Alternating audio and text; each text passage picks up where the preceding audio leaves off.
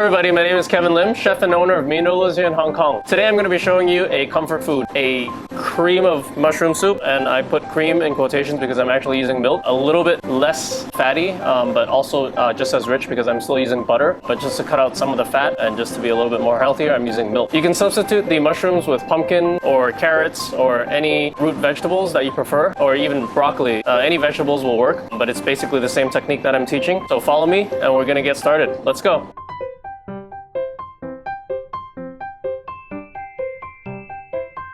So here you can see I'm using a combination of portobello, straw, and white button mushrooms, but feel free to mix and match the variety of mushrooms that you prefer. So here we're just slicing the garlic and the onions into thin strips, just to make it easier for caramelizing.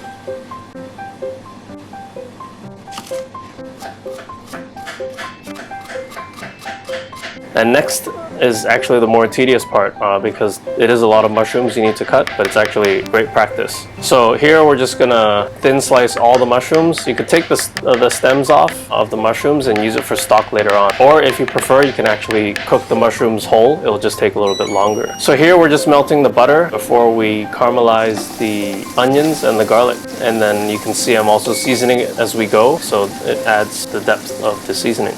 Once the onion is a light golden brown color, you can add in the mushrooms and then just toss it around a little bit and then just cover it with milk until it just covers the mushrooms. And here you can see I'm adding a parchment that's cut into the shape of a donut. It's known as a cartouche. It's a French cooking technique that's used by French chefs to help with braising, to keep the meats or any ingredients that's submerged into the liquid. As long as the mushrooms are tender, you can actually start blending. So here I'm using an immersion stick blender to blend all the mushrooms, and you can actually just scoop them into the blender and blend it in batches and then recombine it back into the pot. Feel free to be creative with your garnish. You can use, in my case, I'm using chives, or even better if you have any truffle oil. And that's how you make my simple cream of mushrooms recipe. So if you like, as I mentioned, you can substitute the mushroom for any vegetable that you prefer, which I didn't mention earlier is that you can substitute the milk as well. If you're lactose intolerant, you can use oat milk, soy milk, or any other nut milk that you prefer. If you like this video, please like, subscribe, and hit that notification below. And please leave any comments or questions in the comment field below. And I'll see you next time. Thank you.